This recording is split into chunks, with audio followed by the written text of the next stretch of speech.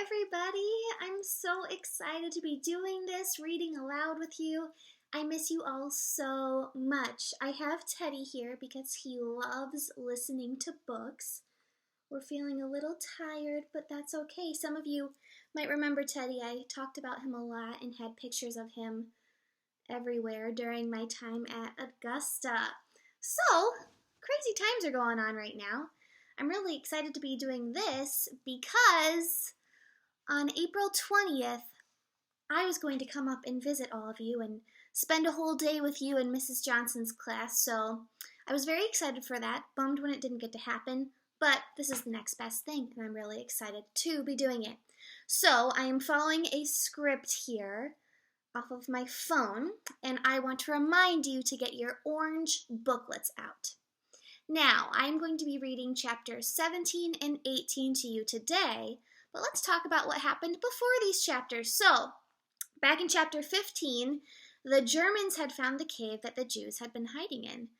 Anton escaped, and he was trying to find a way to save Rena, her son David, and Bubby. Anton found rusty nails in a shed in which he used to throw those nails on the road so that the tires on the German cars would run over him and pop, and he could save everybody. In chapter 16, we heard about a conversation that Major Von Dusen and Bubby were having in the German car. The driver thought that he saw someone. It could have been Anton. And that chapter ended on a cliffhanger with the German car losing air in its tires. Oh my. So, let's read chapter 17. I hope that you have those orange booklets out and that you are ready to go. Chapter 17. The half-track had been a half a kilometer away when Anton had reached the edge of the road. Carefully, he'd grabbed small handfuls of nails and tossed them across the pathway until it was covered. The nails were darkened by rust and blended in well with the dirt road. He set the can down and retreated back into the field. Now he would watch and wait. He watched as the half-track approached. It had two front rubber tires like a truck, but the rear was powered by metal treads like those found on a tank. The rear of the vehicle was open like a truck bed, and there was a searchlight and a machine gun mounted on the roof of the cab. Anton would not be able to destroy the treads, but if he could flatten the rubber tires, it would be impossible to steer. Anton held his breath. It would be entirely possible for the half-track to roll right over the nails without a problem. It would require luck for one of them to pierce the tires. But this was his only plan. If the Gestapo made it up the road to Borta, he would never be able to keep up. He would lose Bubby. Two loud popping sounds cut through the night air, and the half-track pitched to the right. It had worked! Both front tires went flat, and the tire lost control of the vehicle. It bounced around the road and into the potato field, where it lurched to a stop and sank in the soft soil. "Was ist passiert?" the major shouted. "What happened?" He issued another command, and the four soldiers exited the vehicle and took up positions around the half-track, their guns at the ready. Anton thought the Germans looked as if they were ready to be attacked by one of the militias or Ukrainian partisans. If they only knew they'd been felled by a 12-year-old boy. "Us Brighton," the major shouted. Each man chose a direction and crept cautiously forward. Anton knew he was lucky. Now that the men had stopped, they were nervous and could not risk turning on the searchlight for fear of making themselves a target. He watched as the soldiers spread out, carefully moving away from the half-track. One of them was headed right toward Anton. He could see the man silhouetted against the night sky, and the Nazi was not deviating from his course. What could Anton do? He dared not move. He had no weapon, no way to defend himself. In another 30 meters, the soldier would run right into him. Anton curled inward, pulling his arms and legs close to himself. He offered up a silent prayer and buried his face.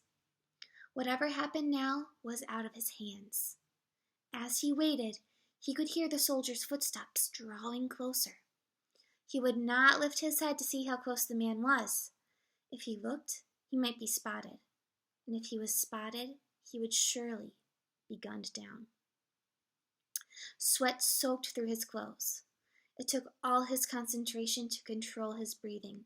His nose itched and he longed to scratch it, but any movement now could spell death. Dry weeds and twigs crunched beneath the soldier's feet. Each step sounded like a cannon shot. Anton guessed the man was no farther than 10 meters away. Every muscle in his body tensed as he waited for discovery. He braced for the gunshot that would surely come. "I'm sorry, Bubby," he thought to himself. "I tried. I did not know what else to do. Please forgive me." "Halten!" he heard the major shout. "Kommen schnell!" The major was ordering the men to return to the half-track. Slowly and cautiously, Anton raised his head and saw the back of the soldier, who had been about to trip over him only moments earlier. The major stood next to the vehicle with Bubby, Rena, and David clustered nearby. Quietly, Anton rose to his hands and knees and crept toward the group. He needed to hear what the major would do next. Most likely, he would radio to Borta for another truck to come pick them up. But he did not think that the major was stupid. In fact, he was counting on it. A smart man would start walking toward Borta and have the truck meet them on the road. Waiting there, they were exposed. The major and his men discussed what to do. Bobby, Rena, and David huddled off to the side. The men spoke loudly, and Anton used the noise of their voices to cover his approach. He was close enough to hear them clearly now. They were speaking quickly, but he somehow managed to understand that they had radioed for someone to pick them up. But there were no available vehicles at the moment. Anton thought about what he should do now. He had been focused on stopping the half-track, but now that he had done that, he didn't know what to do next. He would need to think of another way to distract them, something to make them forget about Bubby long enough to spirit her away. Morning was coming soon, and he needed to work quickly. The major barked out an order, and the group started marching. In single file, he took the lead. 2 of his men followed behind him, Bubby, Rena, and David after that, and the other 2 men brought up the rear. They marched along the road, and Anton's heart leapt at the sight of Bubby's shadow. Her body bent at the waist, and her ever-present walking stick tapped the ground with every shuffling step. He knew she was old, but he also realized that Bubby would do anything to slow them down, delay them, or otherwise cause trouble. But that came with consequences. And it was why Anton ached to get her away from the Gestapo before more of them showed up and his options dwindled. When they had traveled a safe distance, Anton rose and began to follow them, but he stayed in the field. If one of the soldiers suddenly looked behind them, Anton didn't want to be seen. A few minutes later, the group reached the road toward Borta and turned, with Anton at their heels. As he walked, he tried desperately to come up with a plan to free his grandmother. He was running out of time. All right, that is the end of chapter 17. So what I want you to do is pause the video and write down a chapter title in your orange booklet. Once you have paused the video and written down a chapter title in your orange booklet, come on back and I will read chapter 18 to you. All right, chapter 18, we are here. Major Von Dusen was angry beyond belief. He was also on high alert. Someone had sabotaged his vehicle. He suspected that a partisan patrol had seen the half-track and used the opportunity to take it out. Now they were lurking in the darkness. He had radioed to command in Borta. They would send another truck as soon as one was available. But in the meantime, he and his team were exposed. He had argued with his sergeant about what to do next. Eberhardt hadn't wanted to leave the cover of the half-track with its machine gun and searchlight, but Von Dusen was worried about snipers. The half-track made them a target. It was better to head to Borta and let another unit recover the vehicle later. Still, he would not let the sabotage of the half-track interfere with the joy he felt at all he had accomplished this evening. He had rooted out an entire encampment of Jews and had taken 3 prisoners. He was sure his men would round up the others. Yet, as he replayed in his mind the conversation he'd had with the old woman, he could not help but let a little doubt creep in. The news of the Reich's humiliation in Russia, especially at Stalingrad, was now spreading. This was not good. As the Fuhrer always said, they would not allow the enemy, especially Jews, to have hope. Though the German army had done great damage to the Russian war machine, They had not been able to defeat the Russian people. Even the Luftwaffe, the great German Air Force, had been unable to bring them to heel. He had not lied when he had said that the Russians had used women, children, and old men to fight. His brother Heinz's letters had said that some of the most fearsome snipers in Stalingrad were women. He said the soldiers moved through the city by fighting in one house, then the next house. Heinz would joke that today they had taken the parlor and the dining room. The Russians still held the kitchen. Last night he read the most recent note he had received from Heinz. Carl, I realize it has been some time since I have written, and though I am exhausted from the fighting, I owe you a letter. Where to begin? I hope the censors will not read this, but what can I do to stop them? We are near defeat. The Russians will not give up. We are running out of ammo, food, and clothing. The winter freezes us to our bones, yet we fight on the name of the Führer, the leader, Hitler. But not even the mighty Luftwaffe has been able to break the Russian spirit. We have heard that Russian infantry officers are shooting anyone who attempts to retreat on the spot. How could such a people be defeated? Yesterday we fought in a house in Stalingrad against a Russian squad with nothing more than bayonets. The fighting was brutal, exhausting, and the Russians cursed us as we retreated. This was a mistake, Carl. We should have never come here. We have lost so many men, and now there is talk we must surrender. Our tanks are out of fuel, our planes will not fly in the cold. I am afraid it is too late for us. And what will happen when the Americans land in the West? We cannot be everywhere at once, Carl. Remember that and be careful, wherever your duty may take you. Your brother, Heinz. That was the last he had heard from Heinz in months. Another Gestapo officer had told Carl that he'd heard Heinz's squadron were all prisoners in a camp, somewhere in frozen Siberia. Carl wondered whether he would ever see his brother again. But he could not dwell on such personal matters. One man's life was nothing if it meant success for the Führer, the leader, and for Germany. But Carl could see no success on the Eastern Front. The defeat in Russia had weakened the Reich. So many men captured. And now that horrible news had spread through the countryside, Carl could not imagine how it had happened. Most of these peasants could not afford radios, and yet the old woman knew so much. It must have been the work of the partisan militias that patrolled the countryside and aligned them with the Russian army. But in the end, how the old woman knew did not really matter. Only that her information was correct, and it worried him. He had heard rumblings from the top commanders. Many had questioned the Führer's decision to invade Russia. He wanted their oil fields, their resources, but Russia had so many more men than the Reich, and the German forces were already spread thin.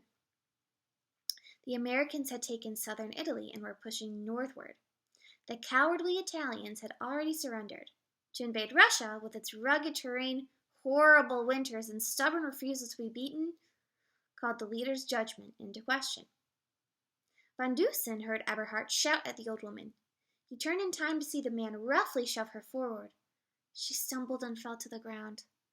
Was passiert ist, Sergeant? He asked. What's going on here? This biddy cannot keep up. She is too old and too slow. We should just shoot her, Eberhard said as he raised his gun and pointed it at her. Even now, she shows no fear, Von Dusen marveled.